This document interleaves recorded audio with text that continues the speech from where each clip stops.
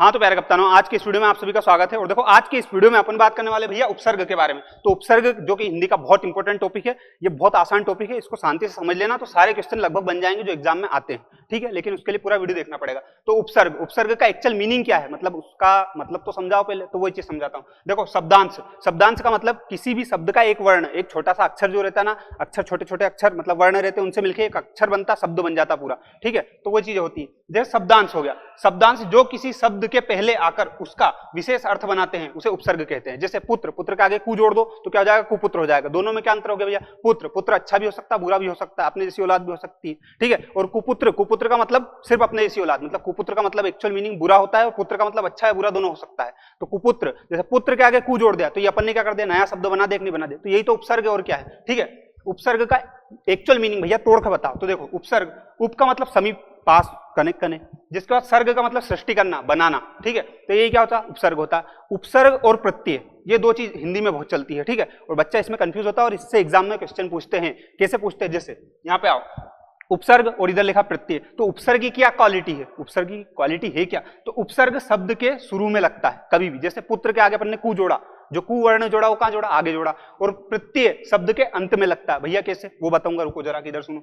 दूसरा अंतर, उपसर्ग लगने पर मूल शब्द का अर्थ बदल जाता है। जैसे पुत्र के आगे कु जोड़ दिया तो कुपुत्र, तो पुत्र अच्छा या बुरा हो सकता है, कुपुत्र हमेशा ही बुरा रहता है, ठीक है। तो ऐसा अंतर बदल गया। जिसके बाद में प्रत्यय लगने पर, मतलब बाद में कोई शब्द लगता है, छोटा सा वर्ण लगता है, तो उसका अर्थ, मूल अर्थ आसपास ही रहता है। कैसे, एग्जाम्पल समझना।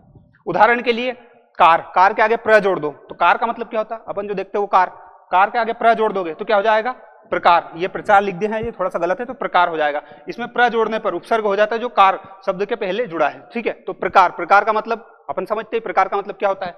जिसके बाद में भैया उदाहरण, ये किसका, प्रत्यय का है। तो ऐतिहासिक, इतिहास के पीछे इक जोड़ दिया जो कि क्या है, प्रत्यय है, तो ठीक है, क्या हो गया, ऐतिहासिक हुआ। अब ऐतिहासिक में और इतिहास में कोई ज्यादा अंतर है क्या, कोई भी अंतर नहीं, मतलब थोड़ा बहुत अंतर है, ठीक है। लेकिन यहाँ पे कार और प्रकार दोनों शब्द में अंतर देखो तो बहुत धरती आसमान का अंतर आ जाता है। बस यही क्या है, उपसर्ग। तो उपसर्ग अपना मेन टॉपिक है वीडियो का। तो अब आगे समझो, उपसर्ग बेसिकली होती कितने तरह के हैं, मतलब यूं देखोगे तुम अगर भोसाई बुक में, तो हिंदी भाषा के उपसर्ग, संस्कृत भाषा के उपसर्ग, अंग्रेजी के और उर्दू के, और इसके अलावा फारसी वगैरह भोसाई भाषा के मिल जाएंगे। पर बेसिकली जो अपने एग्जाम में ज्यादा आते हैं वो कौन से, हिंदी, संस्कृत, अंग्रेजी और उर्दू।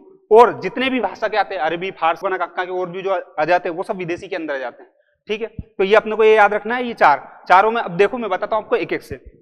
हिंदी भाषा के उपसर्ग कौन कौन से हैं, जो शब्दों के आगे लगते हैं, कौन से, अन, अध, ये बस ये वाली जो लाइन है ना, ये 4 लाइन सभी की, ये याद कर लो, कुछ भी याद करने की आवश्यकता नहीं है। देखो, अन, अध, उन, ओ, कु, चो, इसका स्क्रीनशॉट ले लेना, नहीं तो मैं इसको डिस्क्रिप्शन में दे दूंगा लिख के, कोई दिक्कत नहीं है, ठीक है। पच, पर, बिन, भर, ये जो लिखे हुए हैं ये सब क्या है, उपसर्ग। स्क्रीनशॉट ले लेना चाहो तो। अब ये लगेंगे कैसे, फॉर एग्जाम्पल यहाँ देखो अन लिखा है। अब देखो यहाँ पे एग्जाम्पल पढ़ो, अनपढ़, अनजान, अनबन, सबके आगे अन लगा कि नहीं लगा, ये होगा। अध का देखो, अधपका, अधमरा, ठीक है। अब मैं मान लो तुमसे पूछूं कि अधपका में कौन सा उपसर्ग है, आराम आदमी यूं देख बता देगा, अध क्या है, उपसर्ग है, बस यही है। ऐसे एग्जाम में क्वेश्चन आते हैं। एग्जाम में कैसे क्वेश्चन आएगी ये देखना है तो एक लिंक दूंगा डिस्क्रिप्शन में, उसमें बहुत सारे क्वेश्चन दिए हैं, वो क्वेश्चन आप देख लेना कि एक्चुअल में एग्जाम में क्वेश्चन आते कैसे हैं। जो बिगिनर लोग उनको कह रहा हूं, जो एक्सपर्ट है वो तो दे ही रहे होंगे सदियों से, ठीक है। तो ऐसे सारे एग्जाम्पल दिए हैं, चाहो तो देख लो, ठीक है। अब दूसरे की बात करते हैं, संस्कृत भाषा के उपसर्ग। संस्कृत भाषा के कौन कौन से उपसर्ग है, तो अति, अधि, अनु, अप, अभि, औ, आ, अत, अप, दूर और शांति, थक गया, ये दुस, नी, निस, निर, प्रा, ये जो है ये सब क्या है, संस्कृत भाषा के उपसर्ग। बनते कैसे हैं, तो यहां पे आओ, देखो ये लिखा है अति का भैया एग्जाम्पल, तो अतिक्रमण। अब मैं बोलूंगा अतिक्रमण में कौन सा उपसर्ग है, तो फट से दिख जाएगा अति है। जिसके बाद अतिवृष्टि, दिख रहा कि नहीं दिख रहा, तो ऐसे इनके 4-5 एग्जाम्पल दिए जिससे आपको समझ में जाएगा।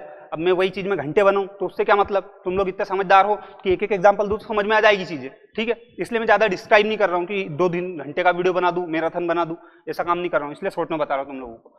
अब है अंग्रेजी मतलब विदेशी भाषा के उपसर्ग। विदेशी भाषा के उपसर्ग है कौन कौन से, अरे इधर क्या है ये, vice, deputy, general, chief, head, half, को और टेली, ये क्या है, ये अंग्रेजी भाषा का उपसर्ग है। मतलब किसी भी शब्द के आगे अंग्रेजी के ये उपसर्ग लगते हैं तो उसका अर्थ परिवर्तित कर देते हैं। जैसे वाइस, या फिर मान लो अपन थोड़ी देर के लिए डिप्टी है, ठीक है, डिप्टी, तो रजिस्ट्रार के आगे डिप्टी लगा देंगे तो इसका अलग मीनिंग हो गया। जिसके बाद में कलेक्टर, कलेक्टर रहता है, कलेक्टर के आगे आपने देखा डिप्टी कलेक्टर रहता है, तो इसके आगे डिप्टी लग गया तो आपने को समझ में आ गया कि अच्छा ये कलेक्टर से छोटा वाला है, ठीक है, तो डिप्टी का मतलब ये हो गया। जिसके बाद में डिप्टी मिनिस्टर, इस टाइप की चीजें होती है। और देखे तुमको देखना हो तो एक आधा और एग्जाम्पल देख लो, जैसे फॉर एग्जाम्पल ये टेली वाला, लिखे सब कहीं है पर एक आध दो देख लो टेली वाला। जैसे विजन, टेलीविजन हो गया, टेलीफोन हो गया, टेलीस्कोप हो गया। अब मैं टेलीस्कोप शब्द दूं और उसमें पूछूं कि भैया कौन सा उपसर्ग है, तुमको यूं समझ में आ रही टेली क्या है उपसर्ग, यही एग्जाम में पूछते और कुछ नहीं पूछते।